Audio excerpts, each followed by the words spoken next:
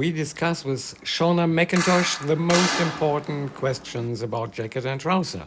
Yeah, we wrote down a nice question which says everything. How to break into a new suit. Yes. So this means when you get new clothes, they are quite hard. How do you get in touch with a new jacket and trouser? There's a few different methods. Me personally, I put it on. You have to be very careful not to let the suit put you in a position that's not yours. Yeah. You have to force the suit into your position, yeah. And it will learn that over time. It can take quite a lot of force, so if it's too much force, you can beat the jackets up a bit. I've seen people use meat bashers, I don't know what you'd call it. I've seen other people use hair dryers to heat it up so they can then soften it and then get into their position. So just to heat the material up a bit. We've used corners of tables and things to rub the material over, break it up a wee bit.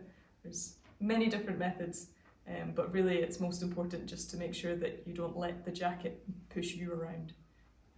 This means when you get a new jacket, the hard stuff, which is sold in the moment, yeah. It does not fit from the first moment, so you have to work on every piece of material, yeah. To bring it in the right shape and the right softness. Yeah, and you have to make sure you don't do it too much because it will break in over time.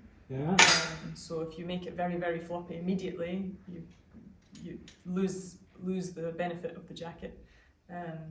And also bear in mind the temperature in which you're breaking it in. If you're in a cold range, like where I live, it's cold all the time in Scotland. If you break it in the cold weather, when you go to the hot country, it will be very, very soft. So it's a living organism, yes. And you have to bring it in touch to your body. Yes. With heat and meat hammer. Yes. Any other dirty tricks? Brute force. No. Yeah. I don't know. I've seen people just using their hands. You bend it. People roll them. So, however, you have to be creative with the jacket to get it in touch with your body and your position. Yeah. Yeah. For not you make the position like the jacket, but to make the jacket like your position. Yeah. That's right. Yeah, this was interesting. Next question.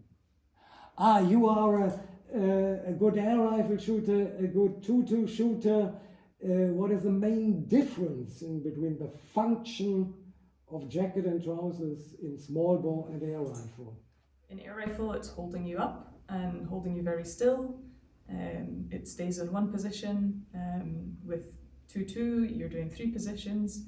You need the suit to be mobile enough to shoot in all 3 of the positions. It's not going to be perfect in all 3. Yeah. Because it has to be good enough in all 3. So you can have an air rifle suit that is perfect for air rifle, yeah. But it won't work for kneeling and prone because this shoulder goes from being here to being here. So you need extra material here and extra material here to let that shoulder move. That's it. Mostly it's just, it has to be in 3 different positions, not just one. So we have the same problem you described before. In small bore you have to bring the arms and everything into the position you are dreaming of. Yeah, and with the trousers you have to bend your knees for kneeling, obviously. So you will lose some of the tension in air rifle, for example. The trousers are not as stiff as some of the air rifle only shooters because you have to bend your knees for kneeling. Yeah. So I think the rule says you have to wear the same clothes in one tournament. Yeah. So if you are an air rifle and a small bore shooter, yeah. You have a disadvantage compared to the air rifle shooters only. Yeah, I think so. Yeah, but that's life. That's life. Yeah, we already had this part, the tricks and ways to get a perfect fit around the shoulder. Yeah. I think we already described it. Yeah. Maybe there's something to in addition? I don't know. I don't think so. I think you should be aware of how it fits around your in English it's your lats muscles. Yeah. Around here. Sometimes this can be too tight and then you can't really move your arms. Other times if it's too loose, it doesn't support you well. But again, it has to be able to do this and this. And that's a big difference here.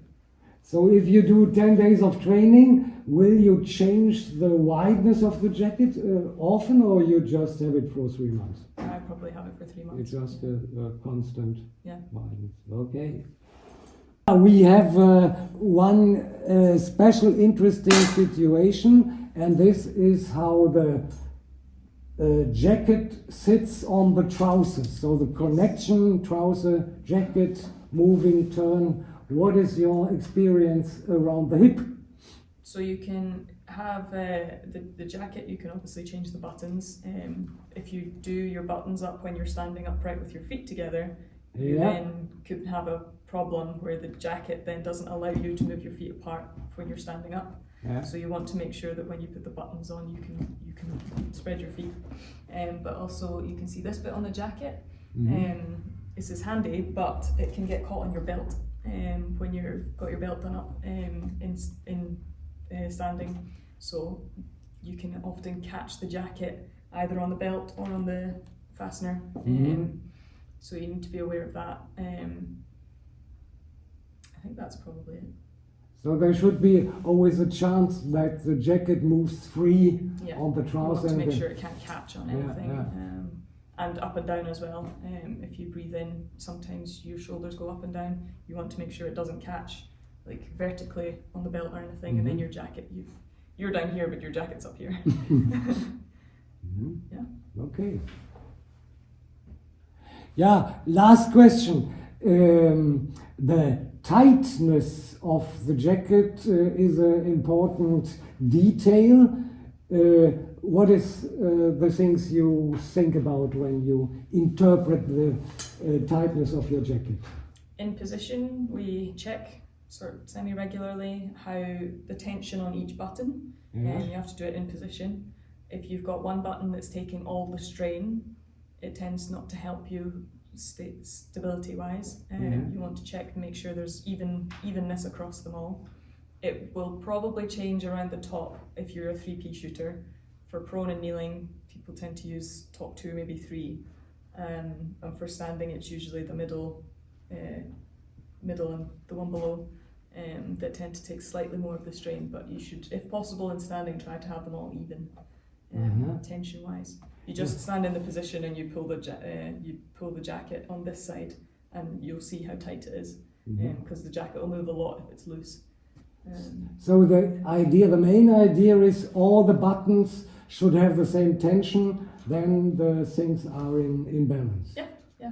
And you want to make sure, obviously, that you pass the overlap test. Yeah, this is another story. It is. Yeah. Okay, thank you very much. You're This welcome. was interesting. Many things new for me. Yeah. Yeah. Good. Thank you.